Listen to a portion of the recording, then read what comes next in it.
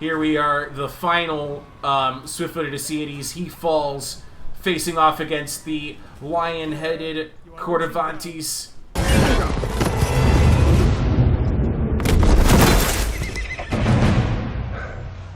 Fucking centaurs. Greetings and felicitations. Boom. And Jeez, that was just unnecessary. you kidding me? He can't be out of range? What? Greetings and felicitations, YouTube. You're all the Appian Way, and may I present to you the battle that killed our computers. The battle that took multiple hours to try and put together, and we only ended up getting the one battle in. We were hoping for two. This is the only one we got. This is the 100th battle replay video on my channel. Yes, I've had more than 100 Troy videos. Not all of them are specifically part of that battle replay series, and I wanted to make it something big. So for this video, we have, I kid you not, a 4v4 on Hyperion's Rubble. Hyperion's Rubble is a very terrain-heavy map, lots of elevations and stuff, and not really well suited to 4v4, but it's a favorite of mine anyway, and I thought, why not? Besides, we're going to get a second battle in just in case this one's a dud. We never got the second battle in. Playing with me in this battle on blue team is Seven Mode as Dardania, Alexandros as Paris of Troy, I'm playing as Lycia, and Noxy, aka Archaios, is playing as his favorite Argos. And we're playing against Enspy as Sparta with Menelaus, Scorpion as Phthia with Achilles, Fra as Salamis with an Archer Skirmisher hero, and last is Suck playing as Hippolyta's Amazons. Okay. I'm not going to go into everybody's builds here, but I will go into, you know, just kind of the general sense of things, the lay of the battlefield, how we all kind of looked at things. And for our team, we knew from our deployment we only had two areas that we could really advance from. Granted, we could have also decided to defend here, but that's not really our game style, especially when you have an Argos and a Dardania in your pocket. So I deployed here. My intent was to come down here and kind of close off this passageway. Maybe we can get Argos to come around and sneak on up through here, or clear out these scrubs and use Dardania to create a cordon here, while Paris could, you know, back up from behind and shoot into things. Well, things didn't really play out in our favor. I'll show you what I mean. I don't want to spoil the battle, but this battle is actually over a lot sooner than 12 minutes will show you. Their advantage was this: they had a much wider position, a lot more favorable terrain on their side, and a ton more heavy infantry than we brought. And that's by virtue of the fact that, you know, Diomedes doesn't have very many heavy infantry options that he can bring. He does have some good ones, but I am also similarly limited as Lycia. If I want to bring my best units, I have to dip into medium infantry here. The other significant advantage that they brought more skirmishing units than we did. Even with even with a couple of Trojan princes and some renowned Trojan slingers over here, they have a significant ranged advantage between Salamis and Phthia. Even though Phthia brought the regular slingers, they also have a cavalry advantage, a huge cavalry advantage, and dare I say, a chariot advantage. How do they manage all of these advantages all in one go?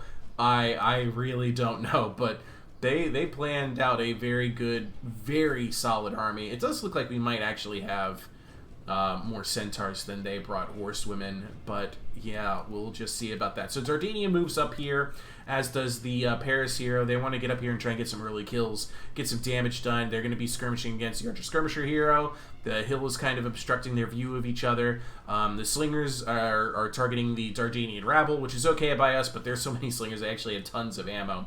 The rabble was actually trying to make sure that Hippolyta would stay well enough away from our forces. There was an early Cyclops boulder attempt there, but it landed just shy. I just realized I can barely hear the game. That might actually just be my own. Yeah, that was just my own headset being turned down really low. So you can see there's a lot of like give and take here. We're testing the waters. We're moving in. We're trying to get a sense of where their stuff's at. This heavy chariot's going to get down here really close to all these tasty looking light infantry. But he doesn't want to get isolated out here alone, because even still, he's in trouble.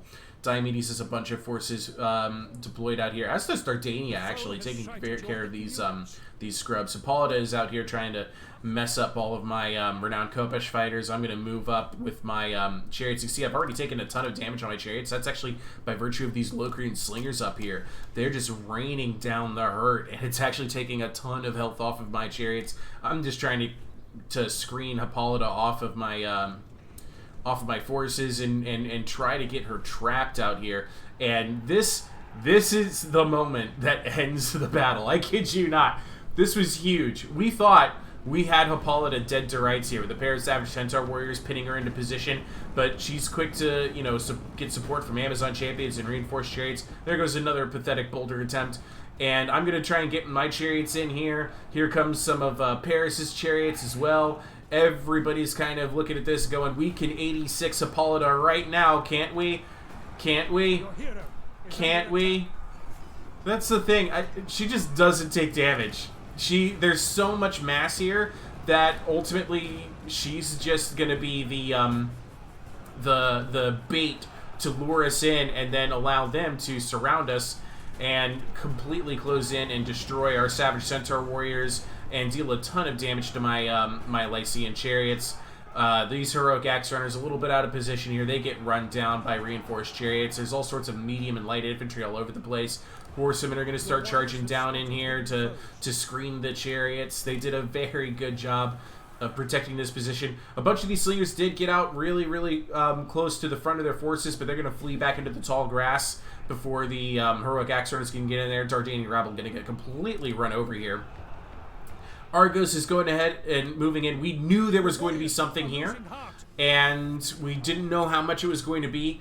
We didn't anticipate it was going to be Black Spears and Laconian Hillmen and Light Spear Runners and Armored Giant Spearmen. We saw the Armored Giant Spearmen, but all of this together is going to be too much for Argos to handle with all of its, elite swords and armored spearmen. And I'm even bringing in a companion of Sarpedon. But as you can see, my infantry is actually just getting pummeled by all of these slingers. I even leave them a renowned Khopesh fighter with shields facing it, just to try and, reduce some of the damage that we're going to take here.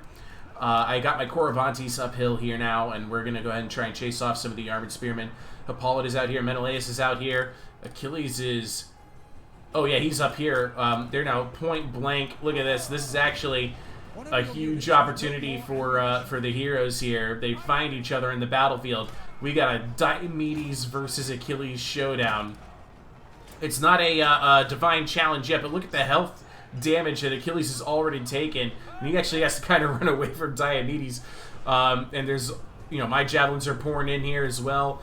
I'm trying to make sure that I can use my forces to keep Achilles out of position. He's trying to use his abilities where he can. An Ares Thunder activated here. Achilles is running away from that Diomedes, though. And look at this, just more slinger damage pouring down, and we can't quite get our forces into position where we can, limit all of this. I had given orders to the Trojan player to try and take out the exposed slingers when they were up here, but they just kind of shifted everything over. They don't even need this section of the map up here anymore. And here was an opportunity I felt. I kind of lined up my chariots along with Argos's chariots, even though mine are pretty well damaged. And the thought here was maybe we could shoot the gap here and get into the juicy slingers and stuff, but here comes yet more heavy infantry, and they have more in reserve. Look at this.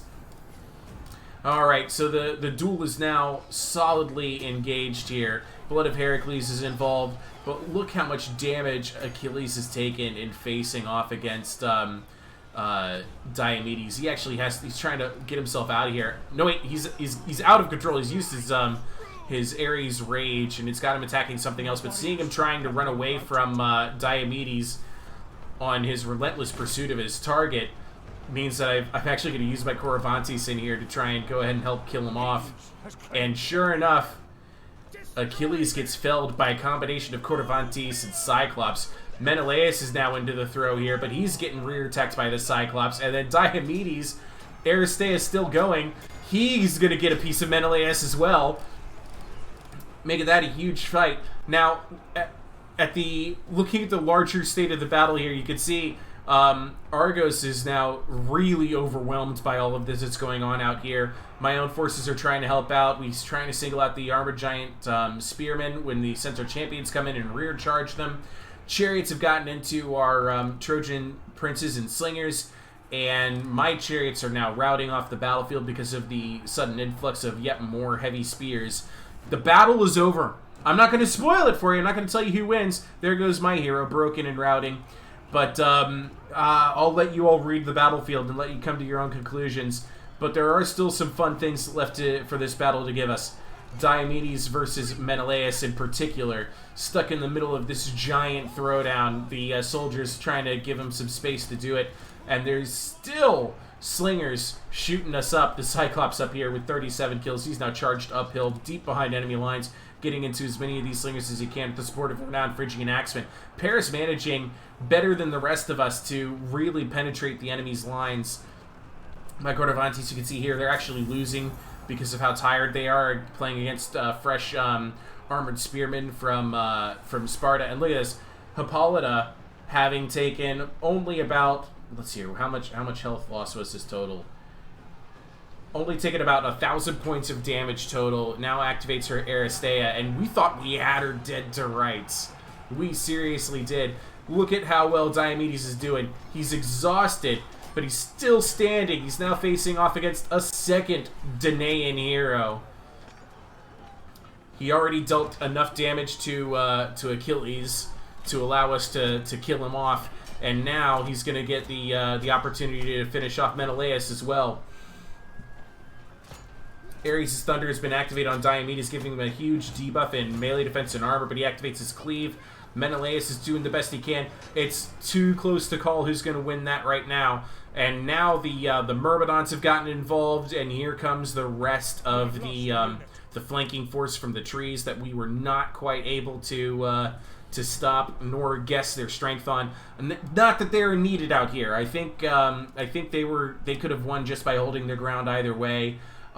We definitely were the attackers in this scenario, and I don't ever recommend you to be the attacker in a 4v4. This map made it very difficult for one side, very easy for the other side to hold that ground. And guess what? Diomedes was able to kill off Menelaus rather heroically. His body is somewhere in all of this fray. Man, this battlefield is beautiful, isn't it?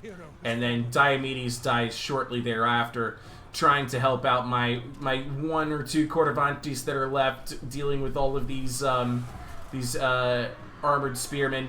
Here we are, the final swift-footed Asiates. He falls, facing off against the lion-headed Cordovantes.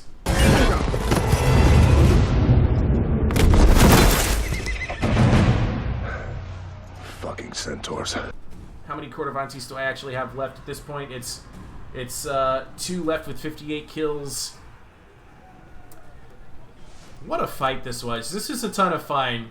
And we were trying very hard to get another 4v4 in. We had some that were looking like they were going to be very, very good battles on interesting maps, but not as closely of a choke point map. I was hoping when we did this that it was going to be north to south. If you can imagine a deployment down here versus the deployment up there, it would have forced some very interesting engagements where it would have been one player playing here, maybe 1 or 2 in the middle, and 1 player on the right, and then playing and fighting for the various different passageways that would allow you to support the other teams, while maybe your skirmishers could be affecting on other sides. We hadn't anticipated, or at least I didn't when I picked this map, I hadn't anticipated an east-west that would have forced all of the teams into 2 chokes. Oh, man. But let me tell you what, though. It made for a bloody, bloody battlefield. Just look at the carnage. Look at all the bloody streaks left by chariots. Here comes the Achaeans. They're chasing in 2 different directions. What's left of the Trojans on chariot back. There goes the Cyclops running away. It is a solidly controlled battlefield. I think the only one that's left, yes, it is one of 4,225 remaining versus 25,000. That's how one-sided this battle was. this one archer skirmisher hero trying to get away, but I don't even know why he bothered activating his Aristea. It did give us some time to reflect in the chat while the battle was ongoing, but just look at it all. Look at it all. He turns around. He's going to charge on in here. And he will soon be among the departed. There it is. What a fight. It's always glorious when you see that there's, you know, a true 4v4. It is huge what we were able to accomplish. And we did that with large funds and ultra sizes. And it worked out this time. I'm going to tell you, for people who are thinking about trying to organize your own 4v4, you've got to plan for a 3 or 4 hour window, because it's going to require that much finagling just to make sure that everybody is there. And then you have to accept the fact that some of the games are going to drop, and that the battle itself is going to take a long time because of just the natural lag. Also, what made that one battle go very smoothly, I feel, was the fact that we had everybody set their graphics to medium or lower. That helped out a lot as well. So, looking at some of the individual performers here, I did not get anybody out of double digits. 7 mode, same deal. Nobody got out of double digits. Alexandros, his strongest performance was in his Cyclops at 76 kills. And Noxie here, playing as Argos, he did almost reach triple digits with his 2 reinforced chariots. He had a really good solid charge there that I tried to support. But honestly, the MVP for our team was Diomedes in killing off Achilles and Menelaus. That's pretty awesome. Great for the memes. But because of their position and the fact that we kind of fed into it, you're going to see that they had much better kill numbers all over the place. 129 for this armored spearman for Enspy. Scorpion, 114 for his heavy swordsman. He did manage to get his Myrmidons more involved than I thought. 101 kills here. We did kill off his chariots. His Achilles was pretty solidly handled, I'd say, though. 149 kills for Sif with his Sea-Deities, but we did kill them off to a man. And you can see here, generally a much stronger performance all around. These were the best Myrmidons you could bring. 166 kills solidly. Hippolyta's Amazons, Hippolyta untouched, even though we thought we were just going to quickly remove her from the game, turn her into Archer Deadwoman. Did not happen. She tanked it out, and that opening stage really cost us the rest of the battle, because we started throwing in resources onto that fight that they were able to quickly defeat, and not the other way around.